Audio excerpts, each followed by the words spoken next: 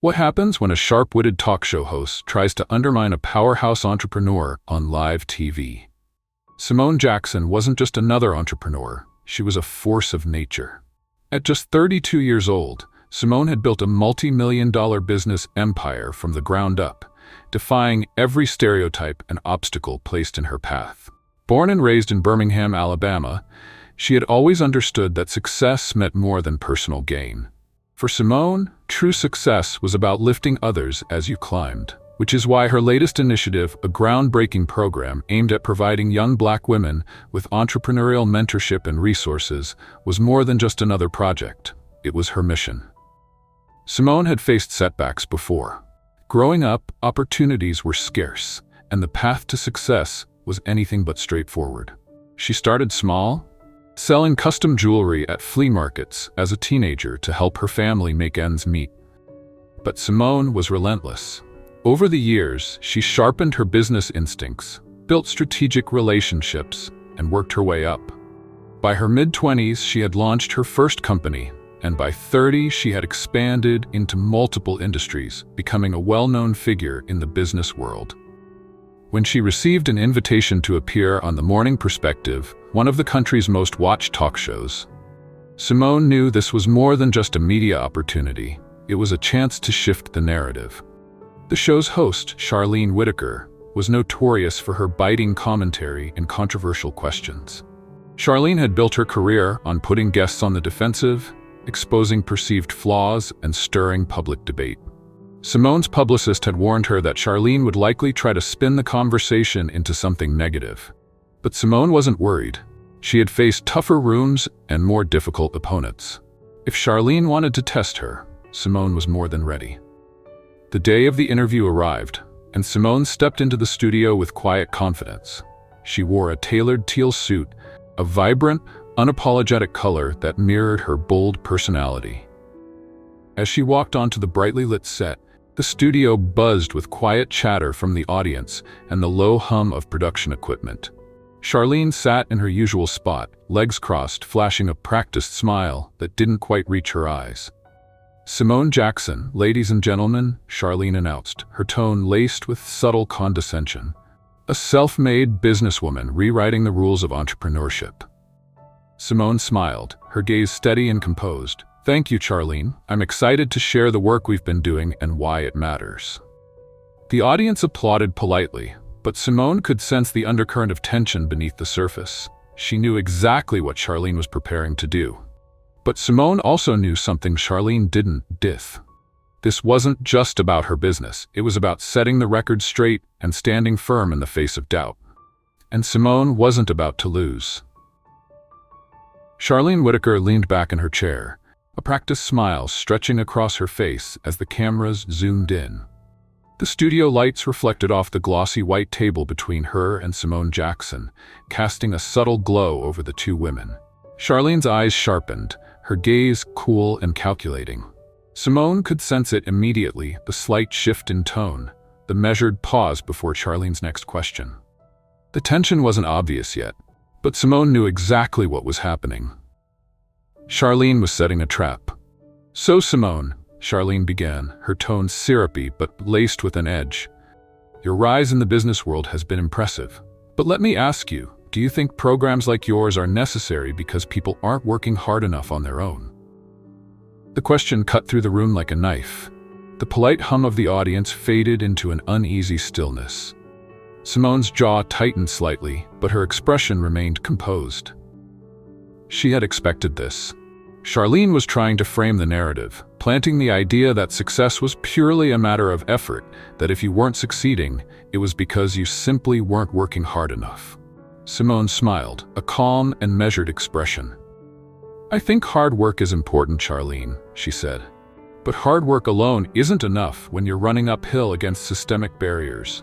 My program doesn't replace hard work. It provides the tools and opportunities that many young women of color have been denied for generations." Charlene's smile thinned. She tapped her pen lightly against the table. "I hear you," she said, her tone tightening. "But don't you think focusing so much on race and inequality risks creating more division? Plenty of people have pulled themselves up by their bootstraps without needing a specialized program. Simone's gaze sharpened. The subtle shift in Charlene's tone, the implication that acknowledging inequality was divisive, was exactly the kind of rhetoric that kept real conversations from happening. Simone leaned forward slightly, her voice steady but charged with quiet strength. "The American dream is a powerful idea," she said, "but not everyone starts with the same set of tools. Telling someone to pull themselves up by their bootstraps assumes they have boots to begin with. What my program does is make sure they have those boots and the laces too." A few scattered murmurs rippled through the audience. Simone could feel the tide beginning to shift. Charlene's smile tightened further. "That's a clever analogy," she said. "But some might say that creating programs specifically for young Black women is exclusionary. Why not open it up to everyone?" Simone's eyes darkened slightly, but her voice remained calm. "It's not exclusionary, it's intentional," she said. "When you see where the problem is, you address it directly. If a house is flooding from a broken pipe in the kitchen, you don't try to fix the whole house, you go straight to the source of the problem. That's what my program does. We are addressing a specific need so that the whole community can thrive." Charlene's expression barely flickered, but Simone saw the way her hand curled slightly around her pen. The energy in the room was shifting. Simone could feel it. She had answered the question with clarity and confidence, but Charlene wasn't finished. "Okay," Charlene said, sitting back in her chair. "But doesn't providing all these resources risk promoting dependency? I mean, shouldn't the goal be to teach self-sufficiency rather than handouts?" Simone's smile didn't waver, but her gaze sharpened. There it was, the real question beneath the surface. The idea that helping people succeed meant making them dependent. She had heard it before, and she was ready for it. "Let me ask you something, Charlene," Simone said, her tone light but edged with quiet authority. "When banks give out business loans, is that promoting dependency, or is it providing capital to help businesses grow and succeed?" Charlene's mouth opened slightly, but Simone wasn't finished. "That's what my program does," Simone said. "It's an investment in young women, giving them the tools they need to succeed so they can stand on their own. There's a difference between helping someone rise and holding them back. My program lifts them up so they can stand tall." The audience erupted into applause. Charlene's lips pressed into a thin line. She adjusted her posture, her polished veneer starting to crack at the edges. Simone had taken control of the narrative, and Charlene knew it. Simone smiled softly, her gaze calm and steady. Charlene wasn't done, but neither was Simone. And as the energy in the room shifted further toward her, Simone knew she was just getting started. Charlene's smile sharpened as the applause died down, the tension in the studio thickening with every second of silence that followed. Simone could see the subtle flicker in Charlene's eyes, the calculated glint of someone who wasn't finished yet. Charlene had just lost control of the narrative, and now she was recalibrating. Simone braced herself, knowing exactly what was coming. Charlene wasn't going to back down. She was going to escalate. "Well, Simone," Charlene began, her tone measured but with an unmistakable undercurrent of challenge. "You make a compelling case. But let's talk about the bigger picture for a moment." Charlene leaned back, crossing her arms, her smile tightening at the corners. "Don't you think that focusing so much on race and inequality might actually be part of the problem?" Simone's gaze sharpened. "I mean," Charlene continued, her voice soft but dripping with condescension, "when you keep highlighting differences, aren't you just reinforcing the idea that we're all separate? Wouldn't it be more productive to focus on unity instead of division?" There it was, the subtle but dangerous pivot, the idea that addressing inequality was somehow divisive, that naming the problem was the problem. Simone had faced this argument before, but now Charlene was presenting it on national television with the polished veneer of concern. Simone sat up straighter. Her eyes darkened slightly, but her voice remained calm. "Unity sounds wonderful, Charlene," she said, "but unity isn't possible without equity. And equity isn't possible if we pretend the differences don't exist." Charlene's smile tightened. "But don't you think focusing so much on race alienates other groups?" she pressed. "After all, there are plenty of hardworking people from all backgrounds who struggle to succeed. Why not create a program that includes everyone? Simone's chest tightened, but her expression didn't shift. She could feel the weight of the moment pressing down on her. This wasn't just about her program anymore. This was about the larger conversation, about why targeted solutions were necessary in a world that had never been fair to begin with. My program isn't about excluding anyone, Simone said, her tone measured but firm. It's about addressing a specific need. When you know where the problem is, you don't scatter resources everywhere and hope for the best. You go directly to the source of the pain. That's not exclusion, that's strategy. Charlene's brow lifted. Strategy? Yes, Simone said, leaning forward slightly. When women of color face higher rates of discrimination in the hiring process, in the business world, in education, should we ignore that, or should we address it directly? Charlene's smile thinned. But couldn't you argue that targeting specific groups creates resentment? Resentment? Simone's eyes flashed. Let me ask you something, Charlene. When scholarships are given to students with the highest GPAs, is that unfair to students with lower grades? Or is it rewarding excellence? My program isn't about giving handouts. It's about creating access to the tools and resources that have been systematically denied to people who look like me. Charlene's eyes darkened. She was losing ground, and she knew it. But Simone also knew Charlene wasn't finished. Not yet. Charlene's posture shifted, her tone sharpening as she searched for the weak point.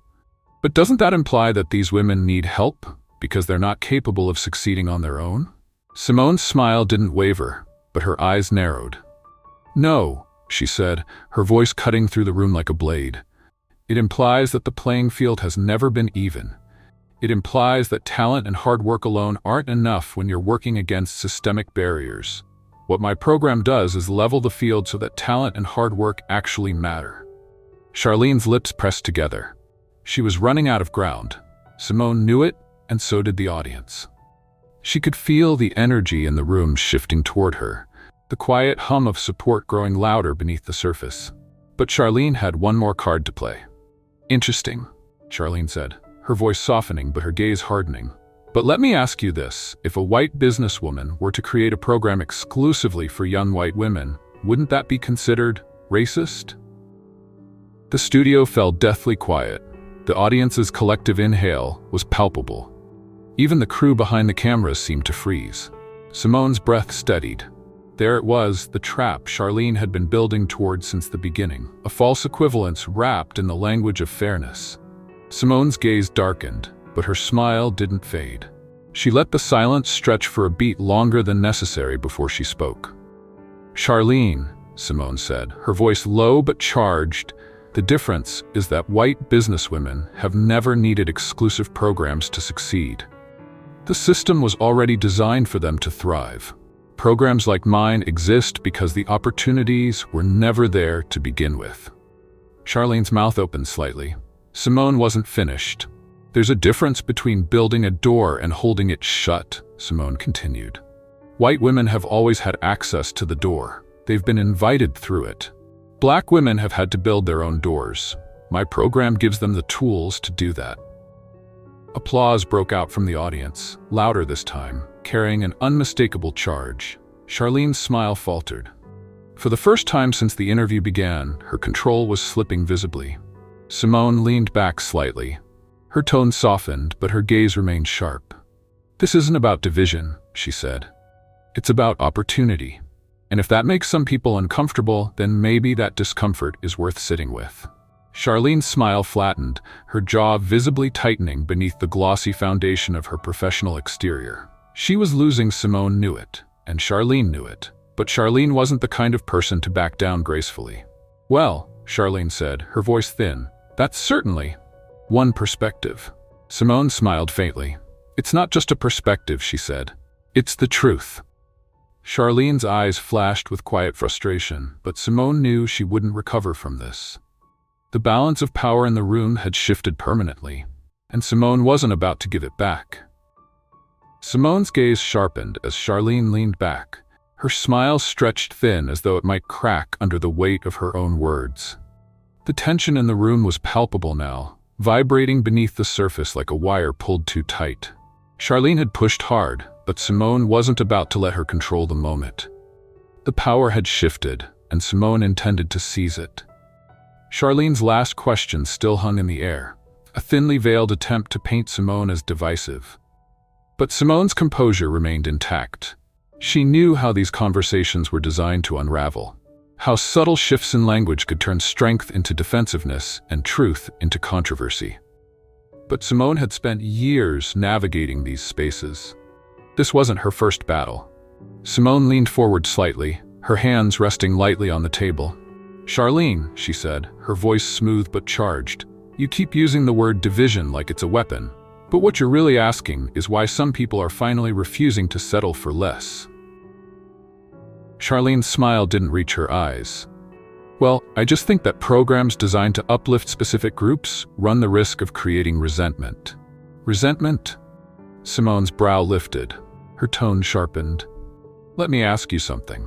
When you see a firefighter putting out a burning house, do you accuse them of being unfair to the houses that aren't on fire?" Charlene's mouth parted slightly. The audience let out a low murmur.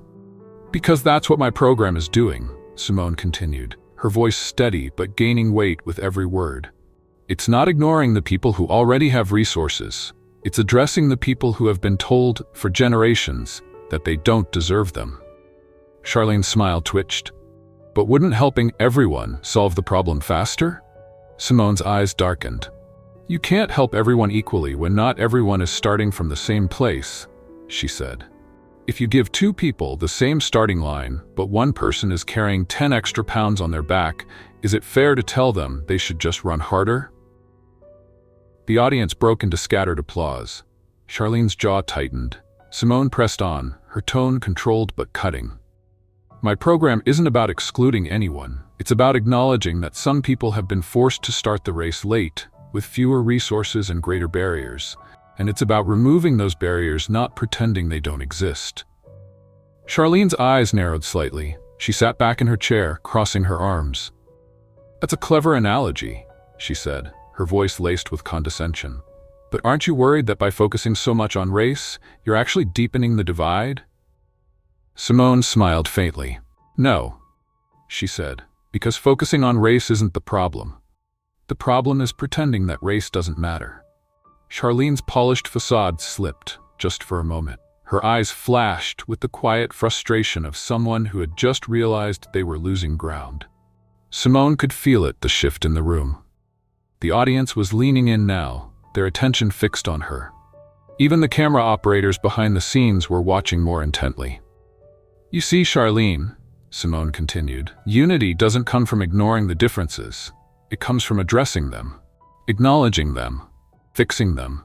You can't expect people to come together when some of them are drowning." Charlene's smile tightened. "But doesn't that create special treatment?" Simone's expression didn't waver. "Let me ask you this," she said. "When women were finally granted the right to vote, was that special treatment? Or was it correcting an injustice? When civil rights laws were passed to protect Black Americans from discrimination, was that special treatment? Or was it leveling the field?" Charlene's mouth opened slightly. Simone leaned forward, her tone darkening. "We can't have unity without justice. And justice isn't about pretending the playing field has always been fair.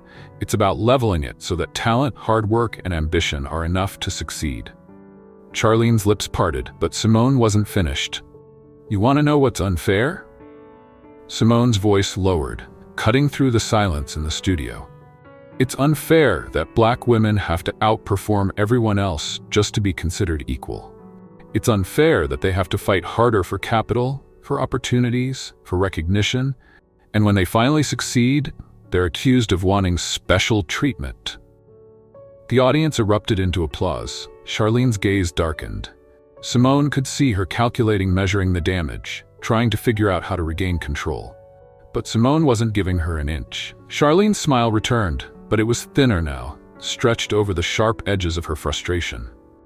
"Well, Simone," Charlene said, her tone forced and overly sweet, "you certainly have a way with words." Simone smiled. "It's not about the words, Charlene. It's about the truth." Charlene's gaze sharpened. "And what truth is that?" Simone's smile faded slightly. Her tone softened, but her words were surgical. That equality feels like oppression to those who've never had to fight for it. The audience's applause was deafening. Charlene's expression tightened, her hands curling around the arms of her chair. But Simone didn't break eye contact. She had control of the room now, and Charlene knew it. Charlene's smile strained. "You've clearly given this a lot of thought," she said, her voice thin. Simone's expression remained calm. "I've lived it." Charlene's smile flickered. Simone saw it, the crack beneath the veneer. Charlene's power had always come from controlling the narrative, but Simone had taken that from her. And now Charlene was left searching for a way to regain footing that simply wasn't there anymore. Charlene sat back, her eyes hard. "Well," she said, her tone clipped, "this has certainly been an enlightening conversation." Simone smiled faintly. "I'm glad you think so." Charlene's gaze remained sharp, but she didn't respond. She couldn't. Simone had backed her into a corner with nothing but the truth, and Charlene knew it. Simone sat back, her expression calm but victorious. The room belonged to her now. The energy had shifted permanently in her favor. Charlene might have started the interview as the one in control, but Simone was the one who was going to end it, and the audience could feel it. Charlene's smile remained frozen, but Simone could see the tightness beneath it, the quiet tension of someone who had just been backed into a corner and was already calculating how to fight her way out. Charlene wasn't going to let Simone walk away with the upper hand. Not on her show, not without one last attempt to regain control. Charlene sat back in her chair, her legs crossing neatly as she adjusted the lapel of her blazer. Her eyes gleamed with a dangerous light, the kind of cold calculation that had made her infamous among guests who had underestimated her. Simone could sense the shift. "Charlene isn't done." "Well, Simone," Charlene said, her tone sickly sweet but lined with steel. "That's a powerful message, truly." She paused, as if giving Simone the chance to bask in the compliment, but Simone knew better.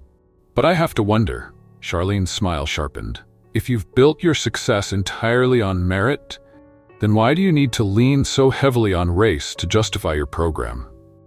The question sliced through the air like glass shattering against marble. A ripple of discomfort passed through the audience. Simone's eyes narrowed slightly. She had been waiting for this, the moment when Charlene would frame her success as undeserved, as though acknowledging race somehow cheapened the work Simone had put in. Simone didn't move, her posture composed. "I'm not leaning on race, Charlene," she said smoothly. "I'm acknowledging it. There's a difference." Charlene's smile sharpened. "Is there?" Simone's gaze cooled. "Yes," she said. "Acknowledging race isn't an excuse, it's context. When women fought for the right to vote, they didn't lean on gender. They pointed out a structural inequality and fought to correct it." Charlene's brows lifted. "But wouldn't you say that success should be based on ability and hard work, not identity?" Simone's smile thinned. "Hard work matters," she said, "but so does opportunity. And if you don't recognize the systemic barriers that have limited access to those opportunities for generations, then you're ignoring the truth." Charlene's gaze darkened. "So you're saying that success isn't possible without special assistance?" Simone's jaw tightened. She knew exactly what Charlene was doing, twisting her words, trying to turn her message into weakness. But Simone had come prepared for this. She leaned forward, her eyes steady. "Assistance isn't the problem," Simone said. "It's access. When banks disproportionately deny loans to Black entrepreneurs, is that about ability or bias? When Black women are paid less for the same work as their white counterparts, is that about merit or inequity?" Charlene's smile stiffened. "But surely not everyone who faces those challenges is held back. Plenty of people find success despite difficult circumstances. Couldn't it be argued that focusing too much on systemic problems discourages personal responsibility?" Simone's expression didn't shift. "It's not about discouraging personal responsibility," she said, her tone sharpening. "It's about demanding institutional responsibility. We ask individuals to lift themselves up, but we rarely ask the systems that held them down to change." The audience erupted into applause. Charlene's eyes darkened slightly, her smile barely holding. She was losing control, Simone could feel it. But Charlene wasn't ready to surrender just yet. Charlene's lips curled into a small, cold smile. "Interesting perspective," she said. "But But some might say that programs focused on race and gender create more division than unity. If we really want equality, shouldn't we focus on what brings us together, not what separates us? Simone's gaze sharpened. Unity sounds wonderful, she said calmly, but unity without accountability is just silence. Charlene's smile flickered. We can't build unity, Simone continued, until we address the imbalances beneath the surface. Ignoring race doesn't eliminate inequality, it just allows it to continue, unchecked. Charlene's eyes flashed. Simone could see the frustration building beneath the carefully curated facade. And then Charlene went in for the kill. Well, Charlene said, her tone cool. If it's true that success depends so heavily on fixing systemic barriers, then how do you explain your own success? After all, you've built a multi-million-dollar business without the kind of advantages you claim others are missing. Doesn't that make you a walking contradiction? The audience went still. Even the camera operators behind the scenes had stopped shifting. Simone's eyes darkened, but her expression remained calm. Charlene had stepped into dangerous territory trying to weaponize Simone's success against her own argument. Simone had seen this tactic before, the attempt to turn exceptionalism into proof that the system wasn't broken. But Charlene had made a crucial mistake. Simone's voice was low but sharp. You're assuming that because I succeeded, the system isn't broken, she said. But that's not how systemic inequality works. Charlene's eyes narrowed. Let me be clear, Simone said, her voice cutting through the tension. I succeeded in spite of the barriers, not because they didn't exist, and my success doesn't erase the fact that those barriers are still holding back thousands of others. Charlene's mouth twitched. My story isn't proof that the system works, Simone continued. It's proof that hard work and talent aren't always enough. And the fact that I had to fight harder, push further, and break through more walls to get here, that's exactly why these programs matter. The audience erupted into applause, louder this time. Charlene's face tightened as the energy in the room shifted unmistakably toward Simone. Charlene lifted her chin, her smile thin. Well, she said, her tone clipped, I suppose that's one way to look at it. Simone smiled faintly. It's not one way, she said. It's the truth. Charlene's eyes flashed. The control she had tried so hard to maintain was slipping through her fingers. Simone had met her at every turn, deflected every attack, answered every challenge, and now Charlene was left with nothing but the brittle remains of her own narrative. Simone sat back in her chair, her posture calm, her eyes steady. She had reclaimed control of the conversation, and Charlene knew it. Charlene's smile was still in place, but it no longer reached her eyes. She had thrown her sharpest weapons at Simone, and Simone had dismantled them, one by one. The audience's applause didn't fade. It lingered, echoing through the studio like a quiet declaration of victory. Simone's gaze remained steady as Charlene's smile thinned. She had walked into this interview prepared to defend herself, but now she wasn't defending, she was defining the conversation. And everyone, Charlene included, could feel it. Charlene's smile remained in place, but the tension beneath it was palpable. Simone could see it in the slight twitch at the corner of her mouth, the subtle clench of her jaw.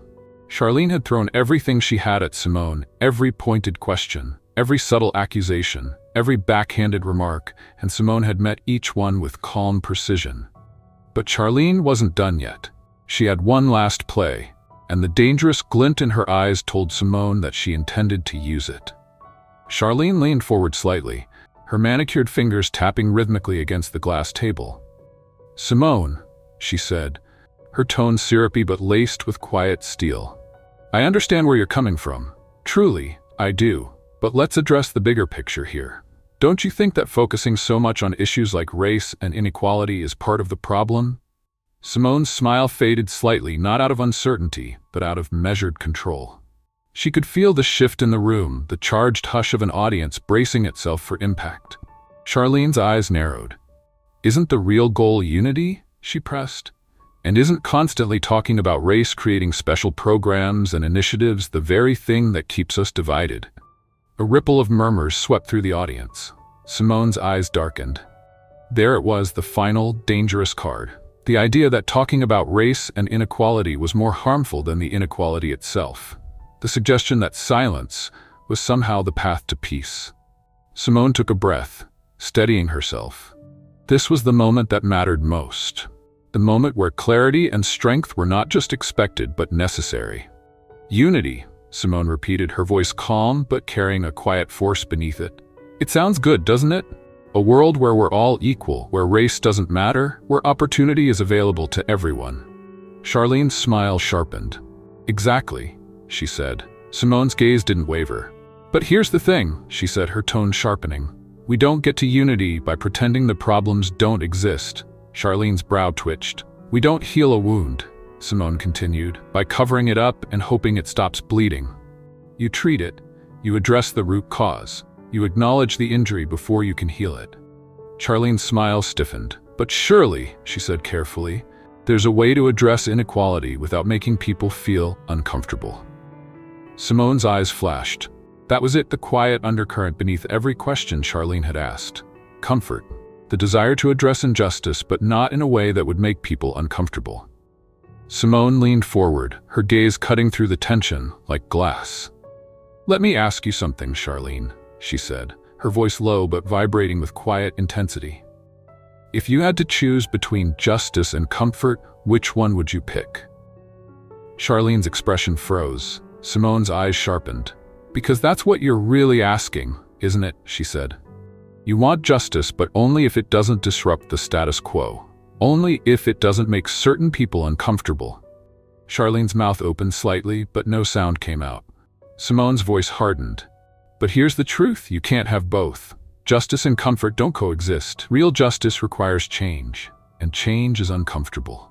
The audience was silent, not the kind of silence born of discomfort, but the heavy stillness of people absorbing something they knew, deep down, was true. Simone's gaze swept across the studio. It's easy, she said, to sit in a place of privilege and call for unity. It's easy to say that we should stop talking about race, about inequality, about barriers when those barriers have never stood in your way. Charlene's gaze darkened. Simone's tone lowered, sharpened. But try telling that to the young woman who's denied a loan not because of her qualifications, but because of the zip code she lives in. Try telling that to the young man who's passed over for a promotion not because of his work ethic, but because of the color of his skin. Simone's breath steadied. Try telling that to me. Charlene's mouth tightened. My program doesn't create division, Simone said. It addresses a division that already exists. It's not about special treatment. It's about giving people the same starting line. Charlene's hands curled into a loose grip. And yet, she said coolly, some might say that providing targeted assistance to one group creates resentment in others. Simone's gaze sharpened. Resentment, she said, her tone almost amused. That's an interesting word. Charlene's eyes narrowed. Simone's voice darkened. Why is it that some people feel entitled to resentment when others have lived through generations of exclusion? Why is lifting one group up considered unfair, but holding another group back is considered normal? Charlene's jaw tensed. I'm not responsible for making people comfortable with the truth, Simone said, her voice like steel. And I'm certainly not going to apologize for fighting to level a playing field that was never equal to begin with. The audience erupted into applause, loud, sustained, unfiltered applause. A few people stood. Others nodded with quiet intensity. The production crew behind the cameras exchanged glances, even they seemed drawn into the gravity of the moment. Simone sat back slightly, but her gaze remained steady. She could feel the shift, the quiet but unmistakable weight of momentum tilting in her favor. Charlene's smile thinned, her eyes glinting with the strain of trying to maintain control. So, Charlene said after a long pause, you're saying that addressing inequality is more important than maintaining peace? Simone's eyes flashed. I'm saying, Simone replied, her voice low and sharp, that peace built on inequality isn't peace at all. It's complacency. Charlene's smile froze. You don't create peace, Simone said, by ignoring injustice. You create peace by fixing it. The audience erupted again. Charlene's gaze flicked toward the producers off camera, but there was nothing they could do now. Simone had taken the narrative and reshaped it entirely. Charlene's smile stretched thin, she said, her voice tight. You certainly have a strong point of view. Simone's smile returned, calm and unshaken. I'm not here to give opinions, she said. I'm here to speak the truth. Charlene's eyes hardened, but it was too late. The moment had already slipped from her grasp. Simone had claimed it, defined it, owned it. The host sat back, her jaw tight. The cameras remained fixed on Simone, the glow of the studio lights catching the faint glint of satisfaction in her gaze. Simone had not just survived the interview, she had won it. And Charlene knew it. The aftermath of Simone's interview was immediate and intense. Within hours, clips from the broadcast had flooded social media. The hashtag Simone Jackson was trending on Twitter, accompanied by thousands of posts praising her composure, intelligence, and unflinching honesty. News outlets were already picking up the story, with headlines ranging from Simone Jackson schools talk show host on inequality to Simone Jackson's masterclass in Grace Under Fire. But the attention wasn't just limited to media coverage. The impact was far deeper and more personal. At the community center where Simone's program was based, the energy was electric.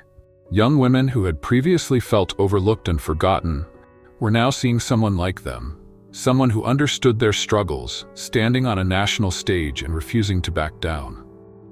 Aaliyah, one of the program's participants, sat cross-legged on the floor with her phone in hand, scrolling through the wave of support Simone was receiving online. She said exactly what I've always wanted to say, Aaliyah whispered to one of her friends. She made them listen. But not everyone was celebrating. Charlene Whitaker had underestimated the fallout of that interview. While Simone had left the studio with her head held high, Charlene had retreated to her dressing room, her carefully maintained mask of confidence slipping under the weight of what had just happened. The producers were already fielding calls from network executives, some praising the explosive ratings, while others were less pleased with how badly Charlene had lost control of the interview. Charlene's usual supporters weren't coming to her defense either. In fact, the opposite was happening. A well-known political commentator criticized Charlene's tone-deaf handling of the conversation, pointing out that her line of questioning about division and fairness had revealed more about her own biases than about Simone's program. Charlene's carefully crafted image as a sharp but balanced interviewer had cracked, and people were noticing. Meanwhile, Simone's program experienced an immediate and measurable boost. Donations surged within hours of the broadcast. Major corporations reached out with offers to sponsor the initiative. Several influential business leaders, including a prominent CEO who had previously been hesitant to engage with issues of racial inequality, reached out to Simone directly, offering to partner with her on future projects. Simone's phone was buzzing constantly. Friends, family, business leaders, and former colleagues were all reaching out to congratulate her. But the message that stood out most came from her father. It was short and simple. Proud of you. You made them listen. But Simone knew that the true measure of success wasn't in the trending hashtags or the headlines. It was in the way her message had resonated with the people who needed to hear it most. Young women in underserved communities now saw a pathway that hadn't been visible before. People who had long felt ignored or dismissed were now seeing someone fight for them on a public stage. Not everyone was happy about it, of course. The backlash from certain corners of social media was swift and predictable. Some accused Simone of being divisive. Others claimed she had been too aggressive or too political. Simone barely paid attention to those voices. She had heard it all before. She knew that resistance was part of progress. If people were uncomfortable, it meant the truth was hitting close to home. Back at the community center the day after the interview, Simone stood in front of a group of young women who had gathered to see her. Aaliyah stepped forward, holding her phone, her eyes wide with emotion. "Miss Simone," she said softly, that was amazing. You said the things I'm too scared to say." Simone smiled, her eyes softening. "You don't need to be scared," she said. "Your voice matters, and if you're scared, say it anyway." Aaliyah's eyes glistened with tears. "I think I can now." Simone reached out and squeezed her hand. "That," Simone said, "is why I did it." For Simone, the interview was never about winning an argument or putting Charlene in her place. It was about making people listen. It was about proving that addressing inequality isn't about division. It's about building a future where everyone has a fair chance. And now, after one unforgettable interview, that future felt closer than ever. In the days following the interview, Simone Jackson didn't slow down. If anything, she accelerated. The wave of attention from the interview had opened doors she had long been trying to push open. Major corporations reached out, eager to align themselves with her message. Foundations that had previously been hesitant to engage in targeted initiatives were now looking for ways to support her program directly. And more importantly, young women from underserved communities were reaching out, hopeful and energized by Simone's unwavering stance on national television. Simone sat in her office at the community center, her phone vibrating with constant notifications. Messages poured in from women who had watched the interview and saw themselves reflected in her strength. One message stood out. "You gave me permission to believe I belong. Thank you." Simone smiled faintly as she read it, her heart swelling with quiet pride. That was the real victory, not the headlines or the social media praise, but the knowledge that her words had resonated where they were needed most. But Simone knew that momentum wasn't enough. Words without action wouldn't create the change she envisioned. That's why, just days after the interview, she held a press conference to announce the expansion of her program. The cameras flashed as Simone stood behind a sleek podium, dressed in a crisp white suit that mirrored her focused demeanor. "My program has always been about creating opportunities for young Black women," Simone began, her voice steady and commanding. "But after recent events, it's clear that the demand and the need is greater than we imagined. That's why I'm announcing a major expansion." She paused, letting the weight of her words settle over the crowd. "With the overwhelming support we've received over the past week, we're now in a position to increase the reach of our program by 40%. We will offer more mentorship opportunities, more access to capital, and more business training, not just here, but in cities across the country." The reporters leaned forward, scribbling notes as Simone's words rang with clarity and conviction. "We are not asking for a seat at the table anymore," Simone continued. "We are building our own table, and we are inviting those who understand the value of equality and opportunity to sit with us." The room erupted into applause, but Simone's expression remained composed. She knew this was only the beginning. The interview had sparked attention, but the work that followed would define whether that attention translated into lasting change. After the press conference, Simone walked through the community center, where dozens of young women were gathered. Aaliyah was among them, standing near the back with a wide smile. Simone approached her, and Aaliyah's eyes brightened. "You're really doing it," Aaliyah said. "All of it." Simone smiled. "We're doing it," she corrected gently. "This isn't just about me, it's about you and everyone else in this room." Aaliyah nodded, her smile widening. "You made them listen." Simone's gaze softened. "Yes," she said quietly, "and now we keep going." As Simone walked away, the hum of excited voices followed her. The work ahead would be hard, Simone knew that. There would be resistance, there would be setbacks. But she also knew that change had already begun, and now that the world was listening, she had no intention of letting that momentum fade. Simone had faced the storm, stood her ground, and emerged stronger. And now, armed with renewed purpose and a growing army of supporters, she was ready for whatever came next. Simone's story is more than just a triumph. It's a reminder of the power of speaking truth, even when it's uncomfortable. She stood in the face of pressure and judgment, not to defend herself, but to uplift those whose voices are too often ignored. Simone's unwavering commitment to creating opportunities for young Black women isn't about division, it's about building bridges where barriers once stood. She didn't ask for permission to succeed. She claimed her space and extended a hand to others, ensuring they could rise with her. But Simone's journey isn't just her own. It's a call to action for all of us. Real change doesn't happen in moments of comfort. It happens when we choose to confront the truth and push beyond the status quo. Simone showed us that true strength isn't just about standing your ground. It's about knowing when to reach out and lift someone else up.